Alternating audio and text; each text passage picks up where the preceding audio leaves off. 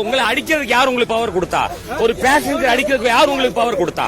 அவர் அடிச்சது தப்பு சார், உங்களுக்கு விட மாட்டேன், நிச்சயமா விட மாட்டேன் நான்.